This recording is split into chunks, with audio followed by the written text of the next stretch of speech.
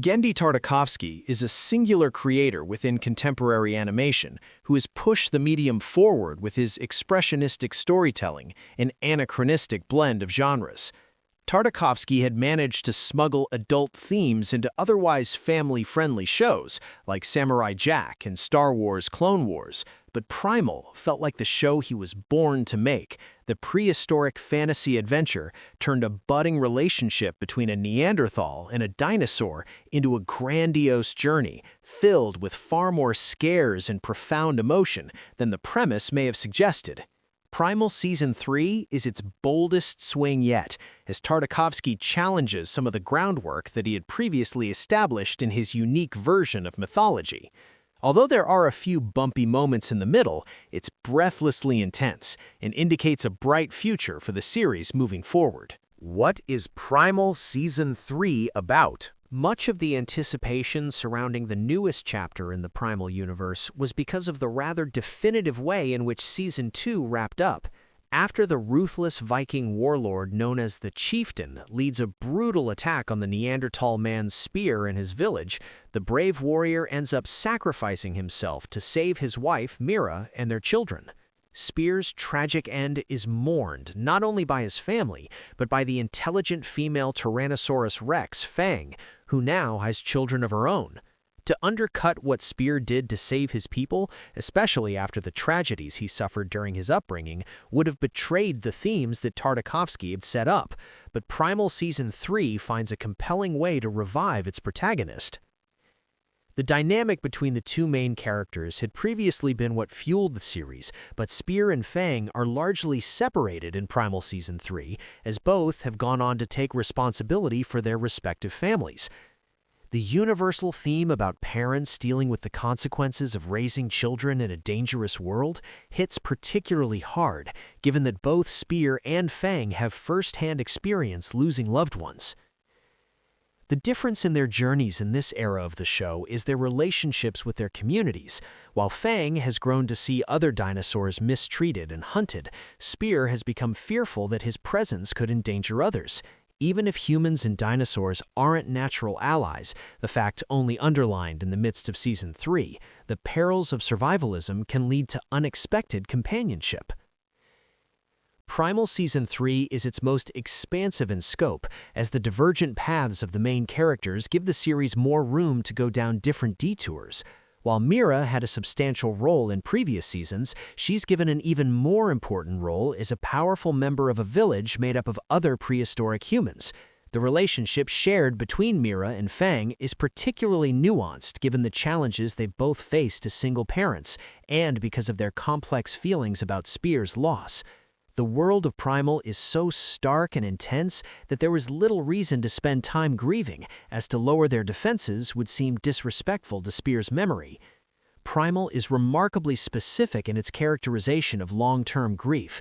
Even if the momentary sadness fades, even the slightest disturbing memory can conjure up feelings of embittered nostalgia that are hard to suppress.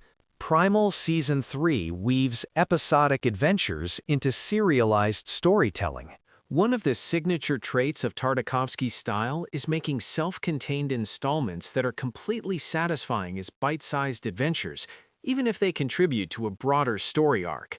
Primal starts Season 3 on a high note with its first 3 episodes, which are among the most action-packed in the show's history.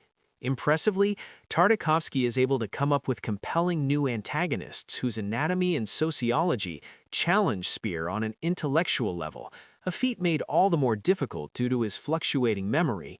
Even if Tartakovsky has definitively stated in the past that he is not a horror buff, the unsightly creatures in the standout episode Feast of Flesh echo the work of Joe Dante and Guillermo del Toro.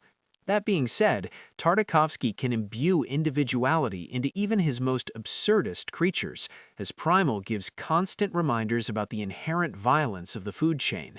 It's not a series with intentionally cruel, mustache-twirling villains, because even the most ruthless of Spear's enemies are simply making their bids to survive. The relentless pacing of Season 3's opening hits a sharp decline when the middle section slows down significantly in order to reacclimate the characters with the ways in which the universe has changed.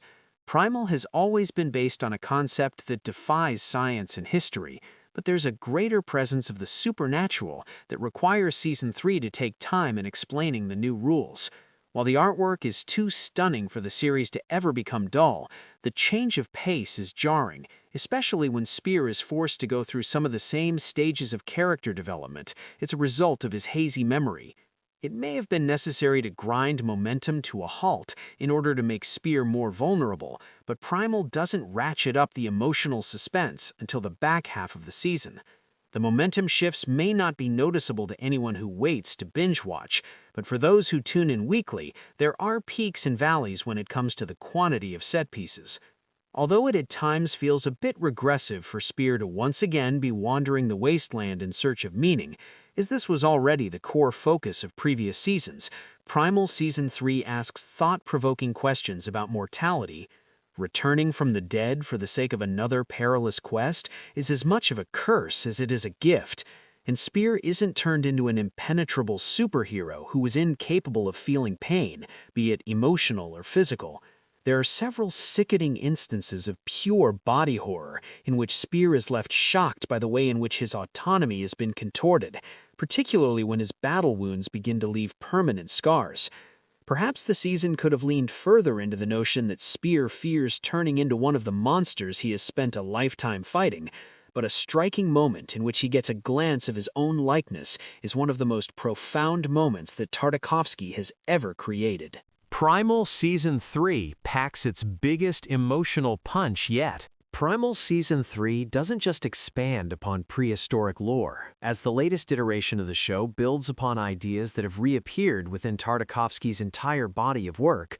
The presence of more hand-to-hand combat feels like a grittier take on the novel martial arts sequences in Samurai Jack, and there's a dynamic series of surrealist interludes experienced by Spear that share similarities with the horrific nightmares experienced by Anakin Skywalker in the third season of Star Wars Clone Wars.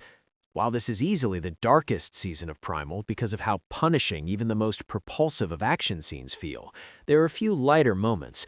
The show's comic relief comes from the juxtaposition of casual and extreme circumstances.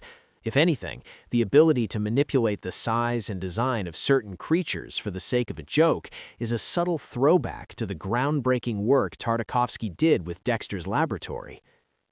The visuals are just as top-notch as viewers of the series would have come to expect, and the use of color is more striking than ever.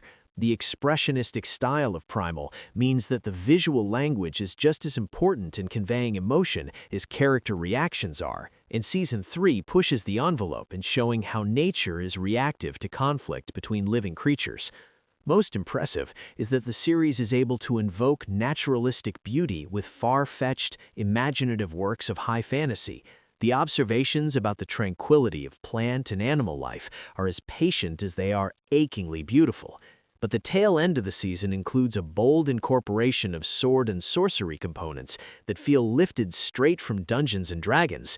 It may have been abrupt had these extreme genre elements been included in prior seasons, but the world-building of Primal has become so dense that this swerve in a new direction feels both appropriate and earned. A gripping ending may put some early missteps in stark contrast, but the flaws of Primal Season 3 can be easily forgiven because of how strong it wraps up. As easy as it would be to hail Tartakovsky as the singular genius responsible for everything great about Primal, the voice cast does an excellent job in the new season, especially when considering how hard it is to convey complex feelings within grunts and murmurs. There's also an even greater presence in the score by Tyler Bates and Joanne Higginbottom, which reaches levels of operatic grandiosity not seen in previous seasons.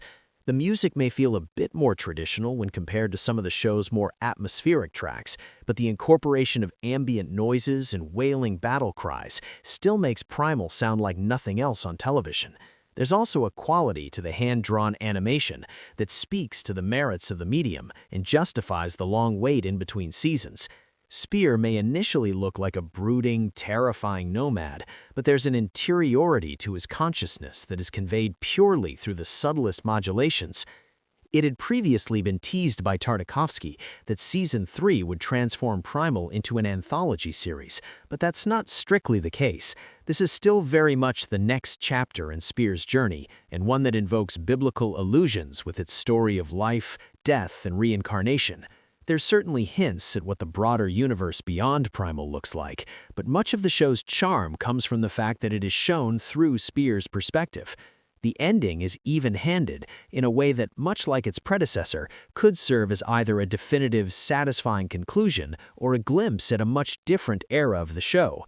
Either way, Primal Season 3 is well worth the wait, both expanding on its original premise while never letting itself become too familiar.